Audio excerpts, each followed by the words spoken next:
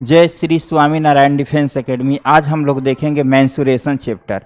Mensuration chapter में सबसे पहले उससे रिलेटेड फार्मूले को देखेंगे कि क्या क्या फार्मूले होते हैं मेंसुरेशन में। उसके बाद हम लोग क्वेश्चंस को देखेंगे, क्वेश्चंस किस तरह के आते हैं। ठीक है, पहले हम लोग फार्मूले देखेंगे ट्रायंगल का।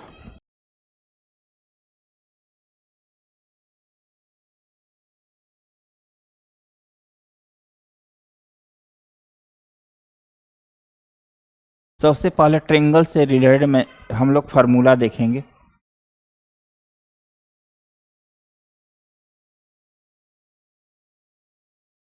ए बी सी, ए बी सी एक ट्रायंगल है ना। ए बी सी क्या है? ट्रायंगल है। और हमने क्या इसका एरिया फाइंड करना है। क्या फाइंड करना है? एरिया, है ना। तो जब इसका एरिया फाइंड करना है और सपोज दैट मान लेते हैं ये जो एंगल ए है इसके अपोजिट साइड का लेंथ दे रखा है ए, और जो एंगल बी है, एंगल बी का अपोजिट साइड ए सी है, इसका लेंथ दे रखा है बी, और एंगल सी है इसका अपोजिट साइड क्या है? ए बी, इसको स्मॉल सी मान ले रहे हैं ना। यानी कि ट्रायंगल ए बी सी तीनों ट्रायंगल के साइड का लेंथ दे रखा है और इसका क्या फाइंड करना है? एरिया फाइंड करना है। क्या फाइंड करना है? एरिया।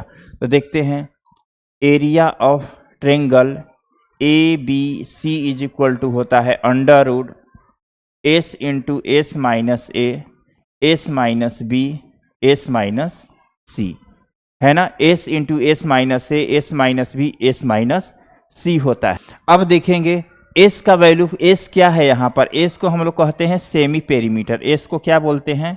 एस को बोलते हैं सेमी पेरीमीटर।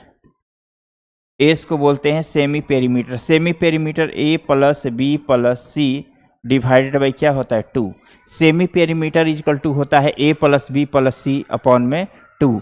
तो ये फॉर्मूला तब अप्लाई करेंगे जब इस ट्रायंगल के तीनों साइड का लेंथ यानी मेजरमेंट दे रखा हो, है ना। दूसरा, अगर मान लेते हैं ये ट्रायंगल है, ये क्या है? ट्रायंगल है A B C.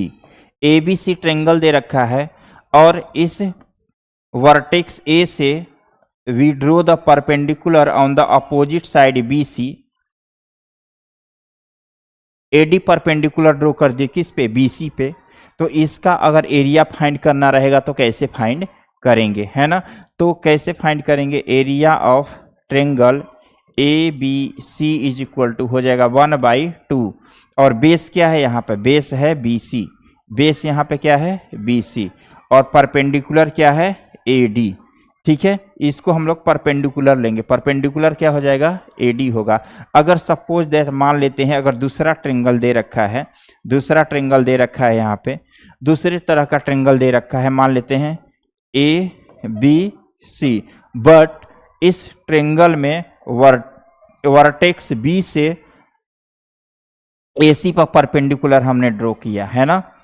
Vertex B से एसी पर परपेंडिकुलर ड्रॉ किया, क्या चीज? बीडी, है ना। वर्टेक्स बी से बीडी परपेंडिकुलर ड्रॉ किया एसी पे, तो इसका एरिया ऑफ ट्रायंगल क्या हो जाएगा? Area of triangle A B C. अब देखो बीडी जो है परपेंडिकुलर है किस पे? एसी पे। तो एसी बेस का काम करेगा और बीडी जो है किसका काम करेगा? परपेंडिकुलर का। तो ये हो जाएगा 1/2 इंटू बेस कितना हो जाएगा? AC into altitude. इस हाइट को एल्टीट्यूड के भी नाम से जानते हैं। किस नाम से जानते हैं? एल्टीट्यूड। तो ये क्या हो जाएगा? ये हो जाएगा बीडी। ये क्या हो जाएगा? बीडी, है ना। इस तरह से हम लोग एरिया ऑफ ट्रायंगल फाइंड करते हैं, है ना। ये हमारा ट्रायंगल था जिसके तीनों साइड का मेजरमेंट दे रखा है। ये हमारा अक्यूट एंगल ट्रायंगल है। यहाँ पे इसका हम लोग एरिया कैसे फाइंड करते हैं ये सीख लिए। अब देखेंगे अगर राइट एंगल ट्रायंगल रहेगा तो उसका एरिया कैसे फाइंड करते हैं और इक्विलेटरल ट्रायंगल का एरिया कैसे फाइंड करेंगे, है ना। देखते हैं, चलिए थर्ड देखते हैं।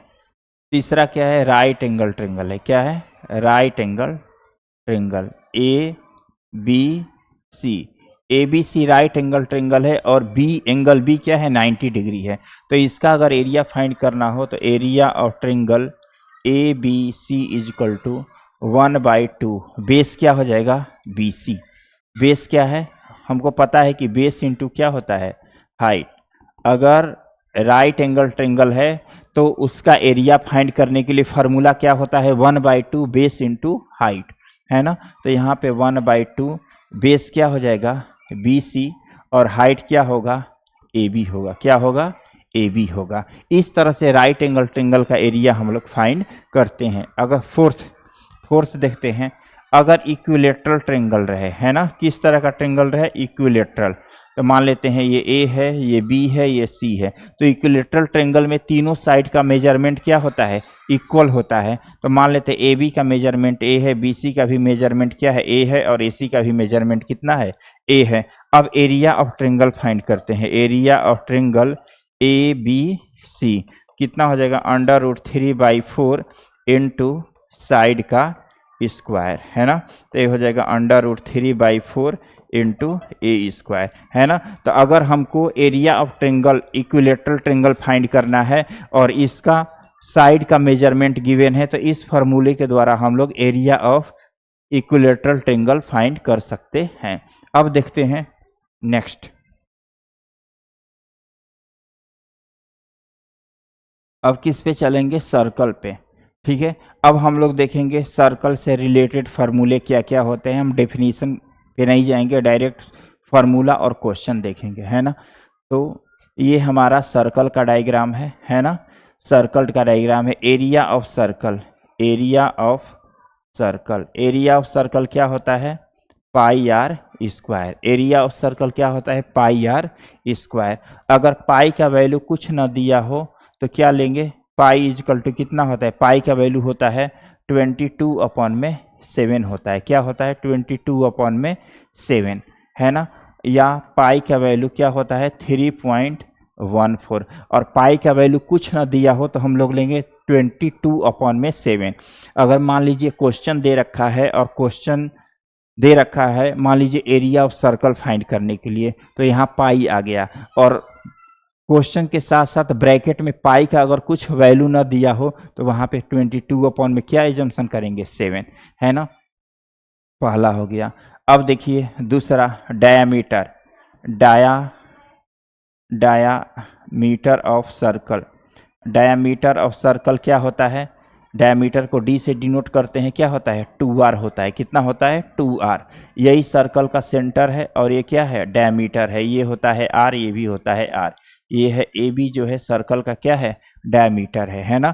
तो डायमीटर ऑफ सर्कल क्या हो जाता है 2r होता है। क्या होता है 2r। उसके बाद थर्ड देखते हैं। ओके, अगर रेडियस ऑफ सर्कल चाहिए, रेडियस ऑफ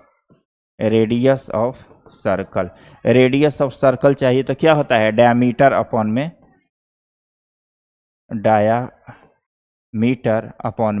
2 हो जाता है। डाया अपॉन में क्या हो जाएगा 2। ओके, नेक्स्ट फार्मूला देखते हैं। अगर सरकमफ्रेंस चाहिए, क्या चाहिए हमको सरकमफ्रेंस, तो सरकमफ्रेंस यही होता है ना, यही इसी को सरकमफ्रेंस कहते हैं, है ना। लेंथ ऑफ सरकमफ्रेंस कहो या पेरीमीटर कहो, बात सेम है ना। तो यहाँ पर लिख सकते हैं सरकमफ्रेंस ऑब्लिक पेरीमीटर भी कह सकते हैं, पेरीमीटर ऑफ सर्कल। सरकमफ्रेंस और पेरीमीटर ऑफ सर्कल क्या होता है 2πr होता है। क्या होता है 2πr, यानी इस सर्कल का टोटल लेंथ। सरकमफ्रेंस और पेरीमीटर ऑफ सर्कल क्या होता है 2πr होता है ना। दूसरा देखते हैं, दूसरा देखेंगे एरिया ऑफ हॉलो सर्कल, है ना। Area of hollow circle. Area of hollow circle का फार्मूला क्या होता है, सबसे पहले देख लेते हैं एरिया ऑफ हॉलो यानी हॉलो सर्कल का डायग्राम कैसा होता है ना। तो मान लेते हैं यही हमारा क्या है बड़ा सर्कल है, ये छोटा सर्कल है, इसका रेडियस क्या है स्मॉल r है, इसका रेडियस क्या है कैपिटल R है, और ये ओरिजिन है, सॉरी सेंटर है सर्कल का, और ये OA जो बिग सर्कल है उसका रेडियस r है, जो स्मॉल सर्कल है उसका रेडियस क्या है, स्मॉल r है ना। तो यहाँ पर area of hollow circle find करना रहेगा। तो बड़े वाले सर्कल के एरिया में से छोटे वाले सर्कल के एरिया को क्या कर देते हैं, माइनस कर देते हैं। तो यहाँ पर लिख सकते हैं pi r square minus pi r square. इन दोनों में क्या कॉमन है, पाई। यहाँ से हो गया R square minus R square. तो इस तरह से एरिया ऑफ हॉलो सर्कल हम लोग फाइंड करते हैं। जितने सारे फार्मूले लिखे, क्वेश्चन जब सीखेंगे हम लोग तो वहाँ पे यूज पढ़ने वाले हैं, है ना। तो 1 बाई 1 एक एक क्वेश्चन करके हम लोग सीखेंगे, एक एक फार्मूले का यूज करेंगे जब क्वेश्चन सोल्व करेंगे।